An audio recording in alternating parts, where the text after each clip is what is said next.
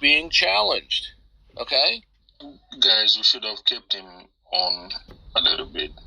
It's okay. No, I've It's okay dealt with him before quite a bit, and he's completely evasive and deceptive. That's why when I pointed out his error, he had a fit.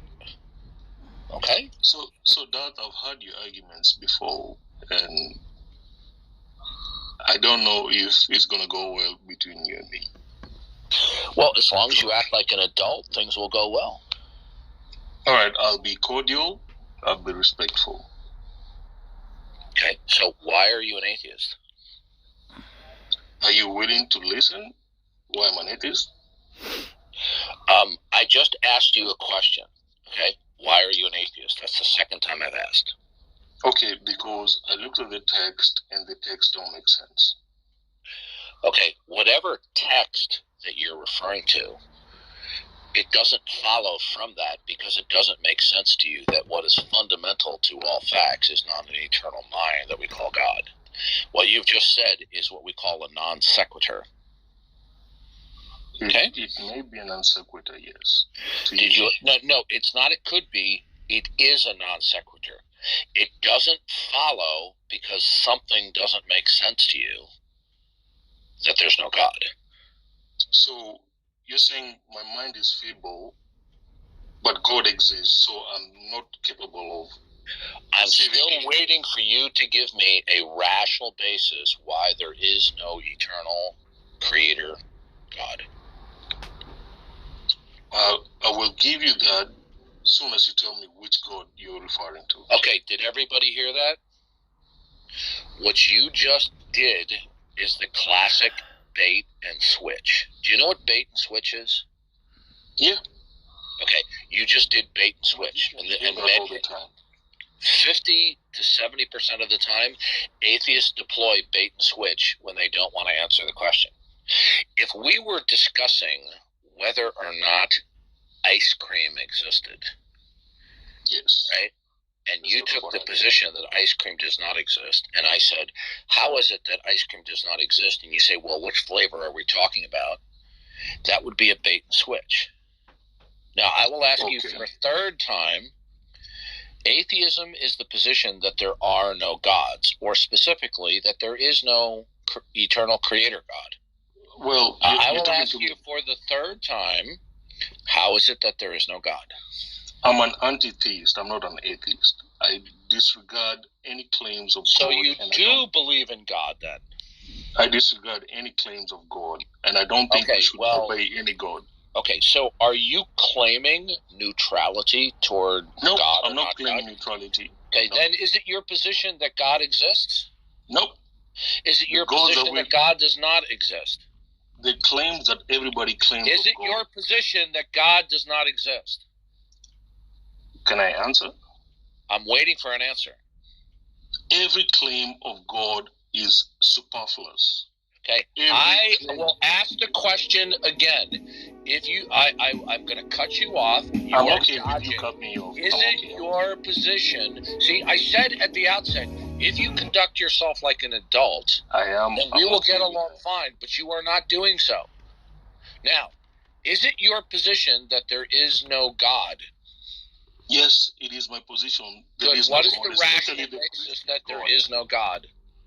Because it doesn't make sense. Okay, so now like a dog goes back to its vomit and says, wow, a hot lunch. That's what you're doing. Listen to, please don't overtalk me. I'm not going You are going back to your first statement that I rebutted as a non sequitur. You did not offer a counter rebuttal. Saying it doesn't make sense. Listen to me very carefully. Okay. When you say that a proposition doesn't make sense, you're either saying that the proposition in view is contradicted by another proposition which is deemed to be true. No, that's a non sequitur. May I finish, please? That's a policy. Okay? When you say a proposition doesn't make sense, you're either saying that the proposition stands in contradiction to another proposition that you deem to be true, Or in itself, Or, it doesn't make sense. okay, if you overtalk me again, I'm going to kick you off the stage for acting I'm like... okay. Okay, Sorry goodbye. about that. Goodbye. You see, they cannot help themselves. This is what they do. This is one of their methods of operation. They reach into their canvas American Atheist tote bag, and they'll pull out this deployment and that antic and this tactic. This is what they do. Okay?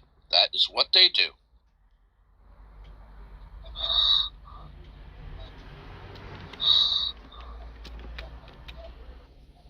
Gavin, I think you're hot micing.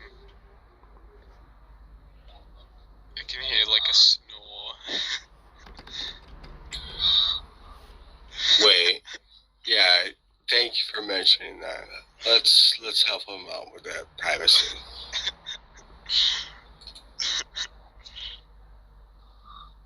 He just found that conversation, the atheist arguments have gotten so incredibly boring. Or was it the theist arguments? Maybe. I like, well, we know what they do now. That this is what they do.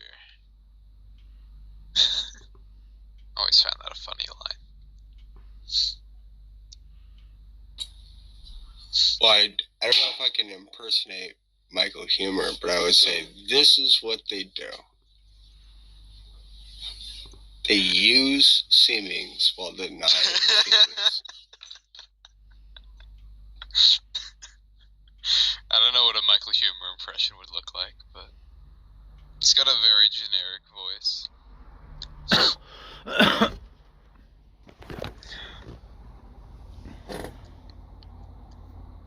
don't think Venerable Geek is gonna come up.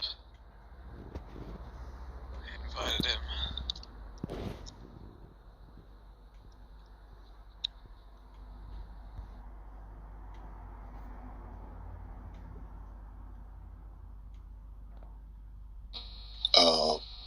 She pushed back. She really did. She was like, she asked what you asked. Well, why is that?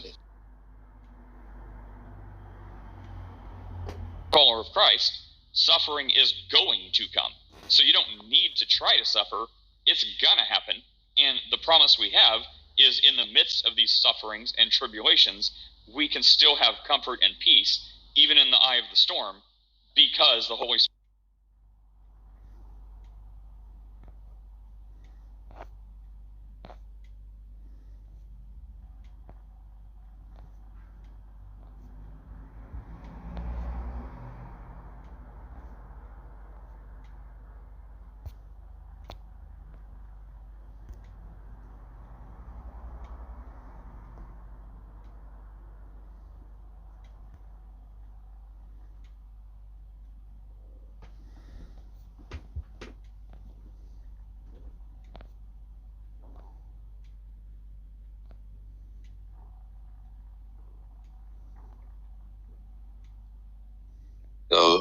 Your well-being and Sean doing about certain things that happened before. I do feel somewhat responsible, especially between him and Haiti, right? And Sean, what are you doing? What am I doing? No, what is Sean doing? He's coming in and out of the room, like wondering what's going on. Oh, his headphones. I'm trying to fix my fucking headphones.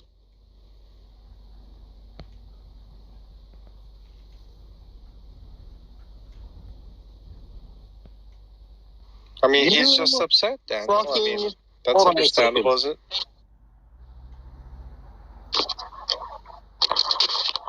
I can't trust you to have power in this room.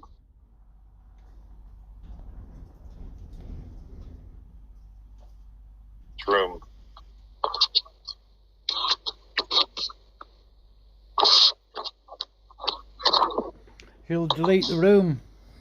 He'll close it if you give it a mod. But you are going to bring him back up, right? Don't you want to at least talk with them? Yes, I do. I just had to move him. A real piece of work. I had to use him for my purposes. Come back up, Daniel, if you're man enough. Hey, Sean, do you have Haiti blocked by any chance? Nope. Oh, you don't? Okay. Why not?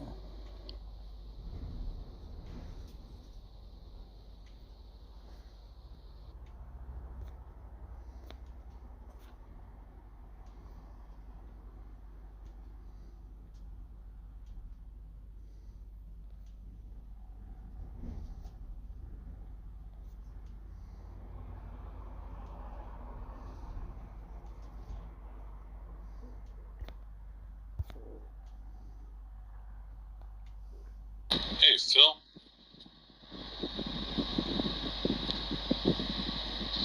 What she said was good points, but it still didn't change my position on it. It's just that I'm going to look into how she understands that. But I mean, it may sway me, it may not. Well, it's always good to look into other people's perspectives. That's hope and desperation. Nor am I fighting your general theory that there's a person that is a model for how humans should behave, and that person was God incarnate. My problem is if that person is a model for good human behavior.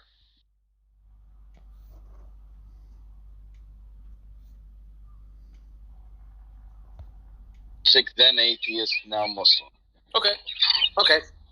Yeah, that seems like a reasonable trajectory, I guess. Anyway, when you were a professing Christian, would there ever have been a time, if I asked you to fulfill your Christian obligation under 1 Peter 3:15, that you would not have proclaimed the God of the Bible as the only God? Yeah, no, I would have done exactly that. Right. And so one of the things that I find super interesting is some of these people who walk around pretending to be Christians who want to argue for this deistic God, right? And we all know who we're talking